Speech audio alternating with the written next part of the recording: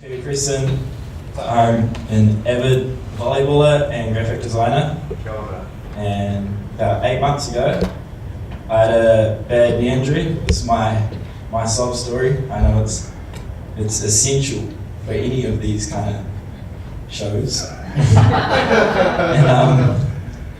and I tore a ligament in my leg, and then I was out of sport for 8 months. And up until then, it was all that occupied my time, was sport. It's what I loved doing. And sort of had to reevaluate what I do, because I didn't know what to do with my spare time. I have a long-term goal of making the Olympics in 8 years, or 7 years now. But to achieve that, there's very limited funding in Volleyball New Zealand, so sort of had to ask myself how I can go about generating some money, and then the idea for Critters was born. One day I was scrolling Kickstarter. I'm sure you're familiar with Kickstarter. It's basically like an investment company, but it's crowdfunded, so lots of different individuals making small investments into your idea or product. So this is Exploding Kittens, and in the 30-month period, it raised about $9 million, which is pretty phenomenal for a card game. And I started asking myself, why can't I do that? And I ordered a copy of the game and spent a lot of time playing it with friends and family. And the more I played it, the more I realized the actual depth of the game was very limited. It didn't allow for really enjoyable play consistently. You'd play it once or twice, get the flow of the game, and then it'll lose its sort of feel, and you wouldn't enjoy it as much after that. And that's sort of when I realized that it was sold in its like gimmicky, cartoony style.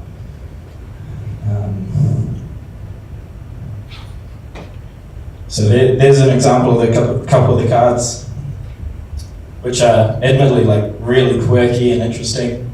But I started thinking to myself, what if we could take this kind of market, this more casual gamer market, and then apply a really in-depth game, but keep it simple, because a massive problem with strategy games is that they're very complicated, hard to learn, and unapproachable. How many of you have heard of Magic the Gathering? Yep, so we got one person. Magic the Gathering is one of Hasbro's biggest earners. Turns over $300 million within a year, and it sits right next to Monopoly and My Little Pony, personal favourite of mine.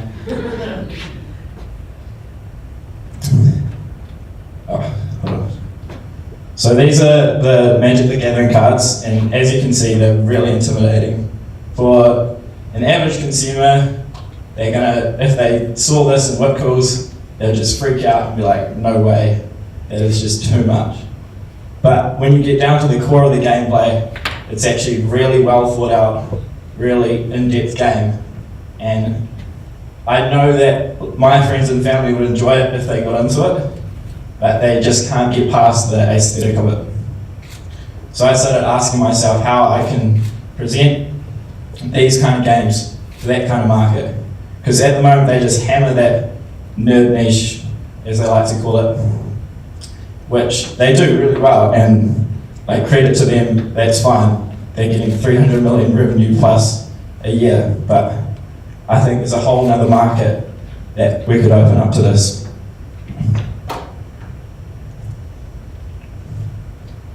So basically how my card works is the number in the top corner is like the minimum dice roll.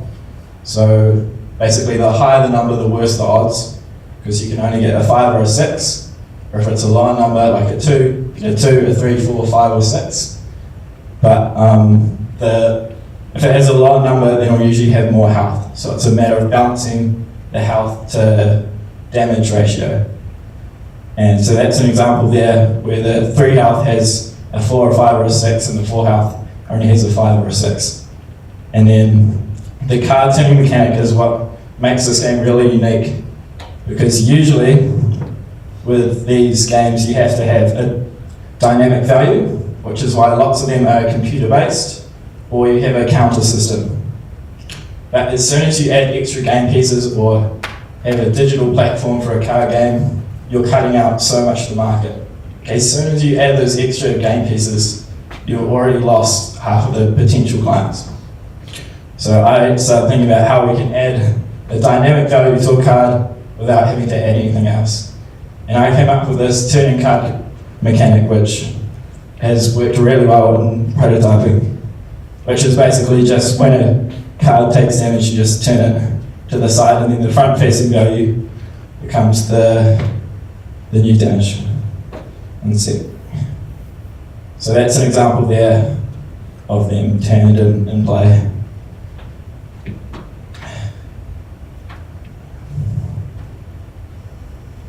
Magic, and then so this is an example of the online card games that use this system. Which this is Hearthstone, which is another multi-billion-dollar card game that revolves around a similar system, but can only exist digitally because it has dynamic values. And that's a counter that they use, which I don't know about you, but when I look at that, it just steers me right away from it. So there's a new age problem of kids spending too much time glued to their screen. We've all heard it, it's a common problem, and there isn't really a solution. But I think if we could create tabletop games that had that same depth as computer games, and then we could bring them off, and again, it's not the playing the games that's the issue, it's sort of how much we're playing them. Like, I have so many friends of mine that are so talented, and they just spend so much time playing their games. And it's heartbreaking to see, because you can, it's painful. Like, so many of my friends don't even go to uni, they just stay back at home in the mountain, and they're just going to live out their days working 9 to 5, playing computer games. And I know they have so much like intelligence and talent. I got this one mate, Josh, and back in year 9, he set up a Minecraft server and started making people pay for ranked positions, which seems like kind of an obvious thing to do if you're trying to make money, but he started turning over a couple hundred a week. And then this is back in year 9, and back then that's like just millions. Like, how many cookies at the canteen is that? It's insane. And then he just cut off the server. We're just like, what are you doing? You've just had a brilliant idea and you're doing so well. And he just got bored of it, and then I'll move on a bit behind.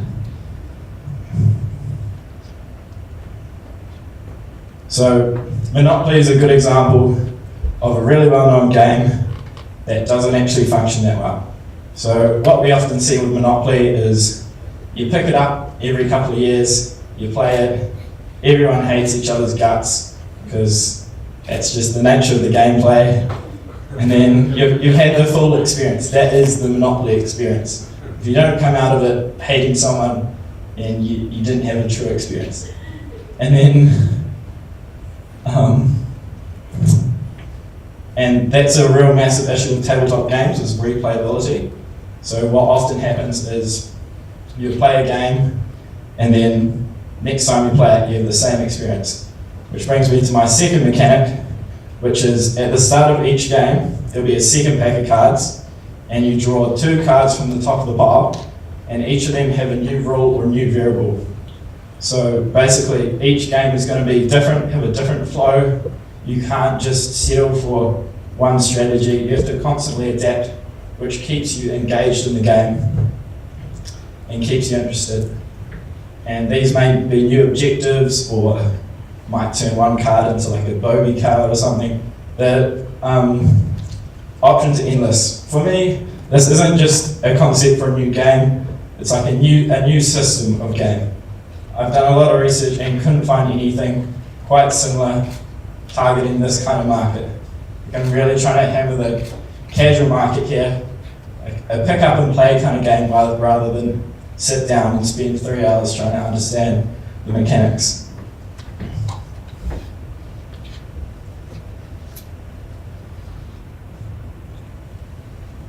So, in terms of marketing, I'd probably go for Kickstarter to try and fund it. And this is the Exploding Kittens campaign, which I think is incredibly well thought out. It's basically they use their existing backers to generate more backers, and there's this whole sense of community and working together.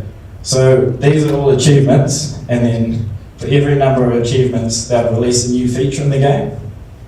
So if they unlocked all those Facebook followers, and then I don't even know what a Taka cat is, but post 25 pictures of a Taka cat, and then that might unlock some new aspect of the game, whether that's like an expansion of cards or just doing something interesting with the graphics. So I'd probably follow a similar marketing scheme. Just quickly,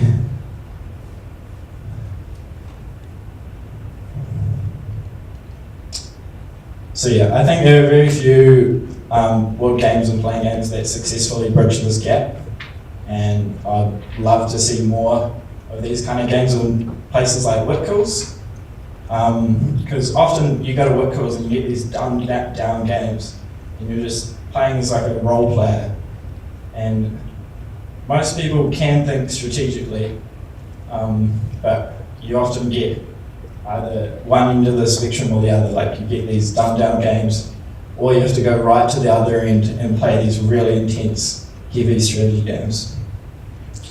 And another part is about taking Kiwi creativity global. I feel like there's a lot of people here that have awesome ideas, but we don't act on them nearly enough.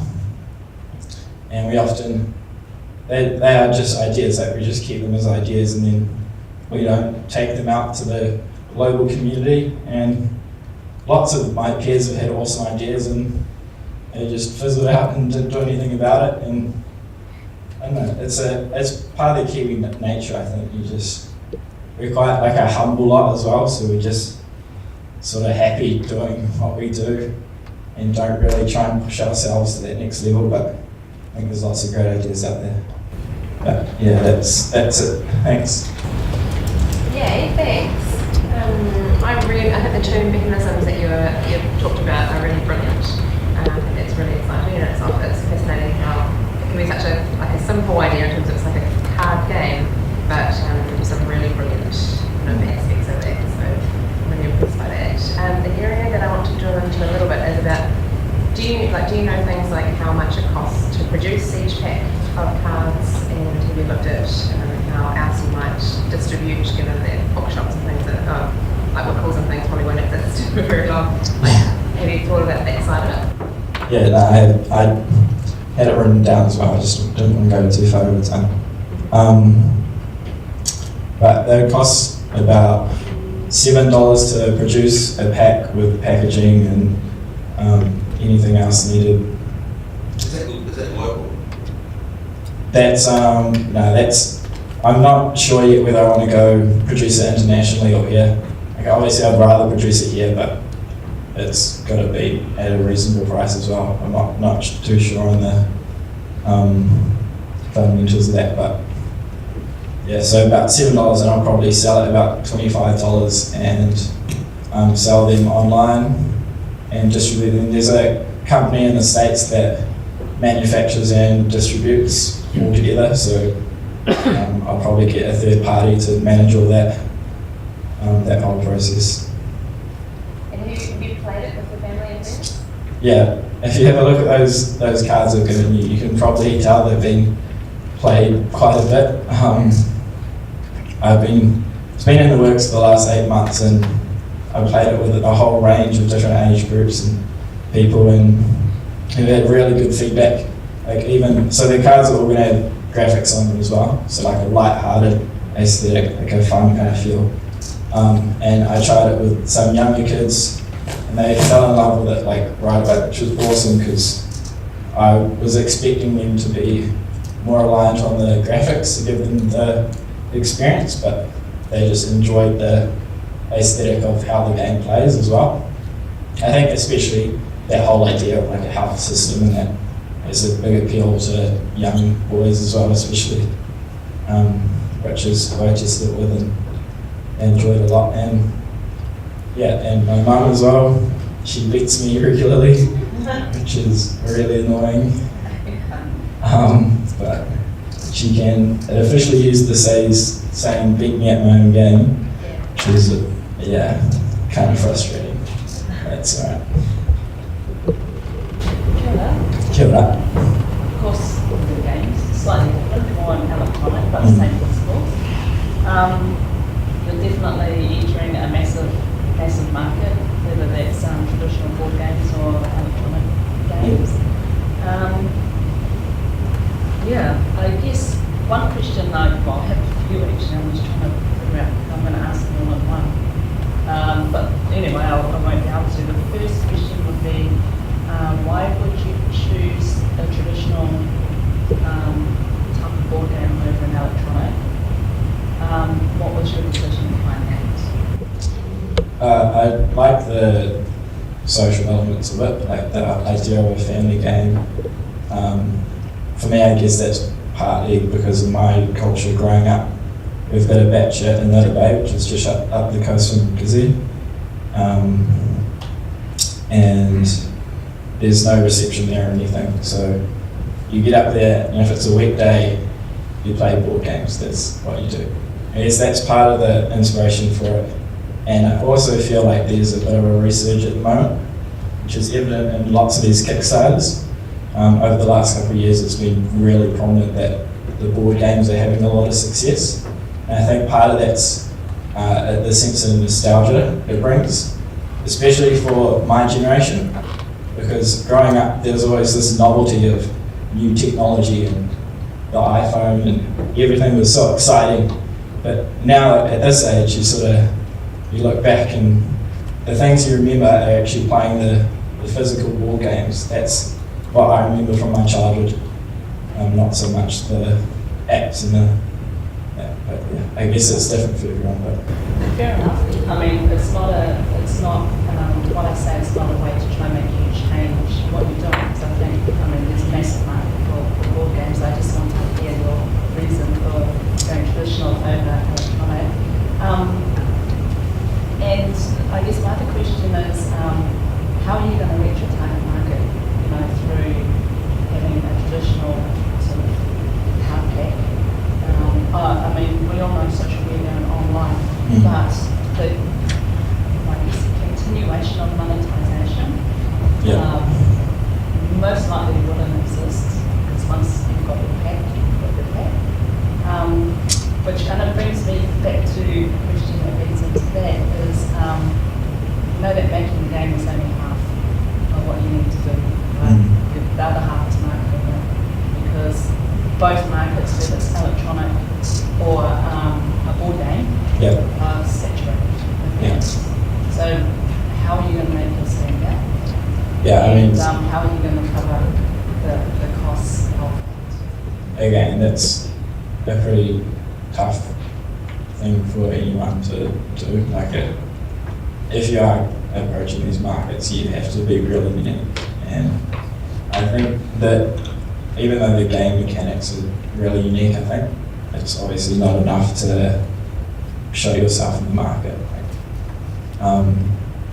But at this stage, I'm not entirely sure, if I'm honest, but I think I'm resourceful enough and have really good contacts in this industry that could then lead me on to other people, potential people to endorse it, that kind of thing. My ex-lecturer at AUT, Ben Kenobi, I think was his name, is pretty well known in the industry and could get him to help me. But again, it's a big challenge for me, but that's part of the excitement, I guess. You've got half of it done, which is the idea.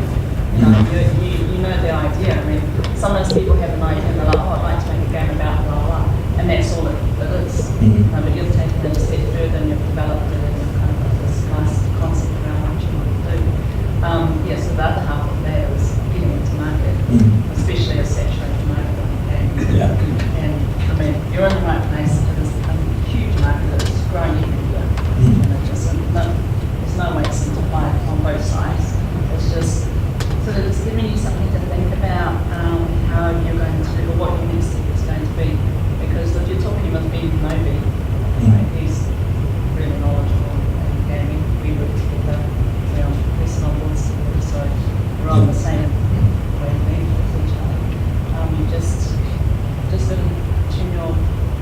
got your idea, then you've just got to take us to the next step.